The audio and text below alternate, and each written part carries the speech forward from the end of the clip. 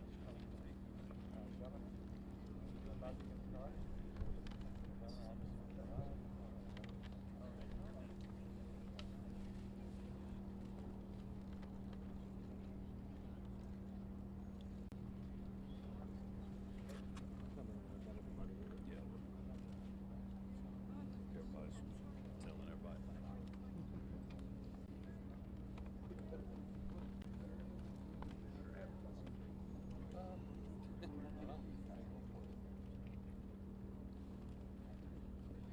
everybody. We all set?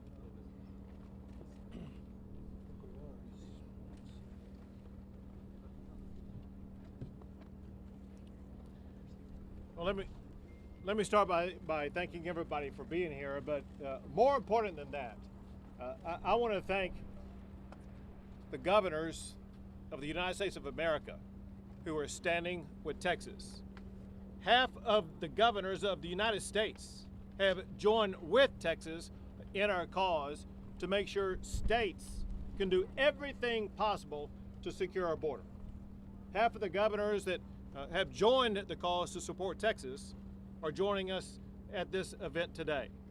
And we are here to send a loud and clear message that we are banding together to fight to ensure that we will be able to maintain our constitutional guarantee that states will be able to defend against any type of imminent danger or an invasion.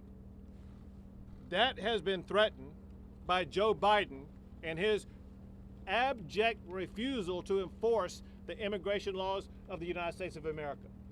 The laws of the United States passed by Congress, they require the president to deny illegal entry. To the contrary of denying illegal entry, he has aided and abetted that illegal entry. If somebody makes it across the border illegally, the president has the responsibility imposed by Congress to detain any illegal immigrant who's come here. As opposed to detaining any illegal immigrant, Biden instead has let them all loose across the entire country with no ability to accurately determine their whereabouts or what they may be doing. Because of this, we've seen the catastrophic consequences of Joe Biden's open border policies. Over the tenure of Joe Biden, we've had 3 Houstons cross the border illegally. All-time records. And we see the dangers every single day. Just to recount a few that happened just this past year. The Texas Department of Public Safety, they arrested an MS-13 gang member who was on the terrorist watch list. Know this, there are people on the terrorist watch list that are apprehended all the time coming across the border. These are people who pay extra money not to be caught. The United States of America and the president do not know how many people have crossed the border illegally who are on the terrorist watch list and have never been seen. They do not know the imminent dangers that we may be facing. Another example is, once again, the Texas Department of Public Safety. They arrested somebody who came across the border illegally who had served in the army, in the military, for Iran. Why is this person here? Why were they trying to sneak in illegally? What were they going to try to do? We were fortunate to be able to apprehend him, but who knows what would have happened had we not apprehended him. And then you see the deadly loss of life. We saw it just outside of the Houston area last year when we saw an illegal immigrant who had come across the border illegally 4 times murder 5 people outside of Houston, Texas. These are crimes that don't happen now and then. These are crimes that happen all the time. Part of it is because, as set forth by the Texas Department of Public Safety, we have people who are coming across our border who were released from prison in other countries. There was a person who was apprehended who was wanted for rape charges, another who was wanted for murder charges. There's extraordinary danger, imminent danger, crossing our border all the time.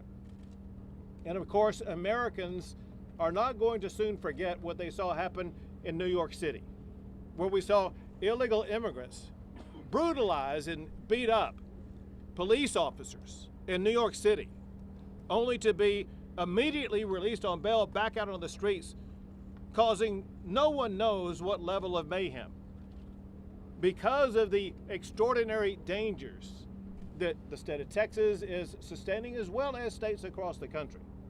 And because Joe Biden has completely abdicated and abandoned his responsibility to enforce the laws of the United States. I have used a clause in the Constitution that empowers states to defend themselves. It's Article 1, Section 10, Clause 3 of the United States Constitution, where a state can defend itself and its citizens to protect their safety from the imminent danger that we are facing and from an invasion of millions of people coming from across the globe into our country who are unaccounted for whatsoever. And I applaud and thank the members of the governors who are with us here today for stepping up and standing beside, behind, and with Texas in this effort. We're all fighting for a safer, more secure border and country, and I thank them for all they do. Now I'm going to turn it over to Bill Lee, the governor of the great state of Tennessee, a state, by the way, that from the very beginning of Texas history has always been here for the great state of Texas. Thank you, Governor, and Tennessee will continue. We are the volunteer state. We have had hundreds of troops on the border. We are prepared even today to send additional troops, working with the Texas Department of Military to do just that. And I'm here today as the chairman of the Republican Governors Association, number one, to say thank you to Governor Abbott, who has done everything within his power to provide an improvement to the situation at the border, to provide safety and security for Texans, for Americans. And the federal government has failed Texans and Americans in providing that security and that safety. And that's why these governors are here together today to do our job, which is the job that the federal government has failed to do, and that is to protect this country. Each one of us understand the devastating effects that the border policy has had on every one of our states individually. And we're here together to collaboratively work to support Texas and to provide for the safety and security of people all across the country. This experiment in an open border policy has catastrophically failed America. And this country is in desperate need of leadership as it relates to this issue. Governor Abbott has had unwavering and shown unwavering leadership, and we stand in support of that leadership, each of us today. Governor Kemp from Georgia has also been a leader in this issue, providing not only troops but resources. Governor Kemp, would you like to say a few things? Well, thank you, Governor Lee and Governor Abbott. We are here with our fellow governors today, standing with you and many governors that are not, because every state in our country now is a border state because of what we're happening. When you think about the amount of fentanyl, the human trafficking that's coming, they're coming to every state in the country, and every governor's having to deal with it. And we're standing with Governor Abbott today because if our border is not secure, our country is not secure. And Joe Biden's policies are making our country less safe. And that's what we're here documenting today and standing with Governor Abbott that's trying to do something about that. We just had a great briefing. There's been 169 people in 2023 that were on the GBI terrorist watch list, apprehended. How many of those are in our country that we didn't, or Governor Abbott's people didn't apprehend? 458 million lethal doses of fentanyl that have been detained at this border. Think about the doses that were not. Every governor's dealing with that. $51 million in cash, 56,000 pounds of methamphetamine that every state in the country is having to deal with. This is ruining lives in our states, it's ruining our communities, and it's taking a toll on our families. And it is time that something was done about this. And that is why we are standing here as governors, making sure that that gets done. Every state in the country is depending on Joe Biden acting. And if he does not, then we will continue to do so, and we stand with Governor Abbott in what he is doing. It's now my honor to introduce you to Arkansas's Governor, Sarah Huckabee Sanders. Thank you. Glad the wind picked up just as I stepped up here. I would have gladly borrowed a hat, but they all have the wrong states on them. So thank y'all for coming out today. Obviously, I think by the strong showing and the sheer number of governors that are stepping up across the country, it's very clear that this is not just a fight that Texas is having. This is a fight that all of us have to engage in. Put very simply, Joe Biden has completely failed at one of his most basic and important duties as the president. He has failed to protect our borders and protect our people. Not only has he failed at his job, but he's been dishonest about it. He's trying to pass off the idea that somehow he has no ability to do anything to fix it. And Congress has to step up. When every single person knows he could make changes and steps right now, today, to help secure our border and protect our country. Yet he simply refuses to do so. And because of his failures, Governor Abbott is having to step up. Governors from across the country are having to step up and do the job of the federal government because they simply won't. I'm proud of the fact that we have strong leaders like those of us that are standing next to and behind me. Because of them, our country will be safer, our people will be better protected. And we don't stand with them in football, but I can tell you that Arkansas is most definitely standing with the state of Texas when it comes to protecting our border. There is no fight right now that is more important for us to engage in. It's why we're spending our Sunday afternoons here, because we have to, because it is absolutely vital to the long-term safety and security of our country. I'm proud of Governor Abbott's leadership, and I'm proud that I get to stand with each of these incredible people as we pledge to support Texas in whatever we can do to help. Arkansas sent National Guard troops here last year, and I can commit today that we'll continue to do that over the course of this year as much as we can and as much as is needed until the federal government and Joe Biden step up and do their jobs. We're here and we're thankful for your leadership, Governor. With that, I'm going to turn it over to my good friend, Governor of Montana, Gianforte. Thank you, Governor. And let me start by saying Montana stands with Texas in this fight. The governors here have repeatedly called on the Biden administration to step up and do their job. Most recently, in a joint letter, we asked for the names and identities of people that have crossed illegally into this country. That request was met with silence. It came on top of a letter that shared a 10-point plan to secure the border. That was 3 years ago. We're still waiting for a response from the White House. Montana has had our soldiers here on the southern border for most of last year. And Governor Abbott, we're committed to stand with you and continue to provide resources so that we can protect the citizens of the United States and our country. This is impacting all of our states. In the Northern Rockies, where I call home, we've seen a 78% increase in fentanyl just in the last year, and we've lost lives, and it's broken families apart. We need to secure the border. Our states are being invaded by the people crossing illegally. Our Constitution gives the states the right to self-defense. That's what Governor Abbott's doing, and that's why we're here standing with him today. Biden is doing the exact opposite. He's working against the interests of this country, and we are here today to call on him, the federal administration, to do their job. Thank you for calling attention to this issue, and Governor Abbott, thank you.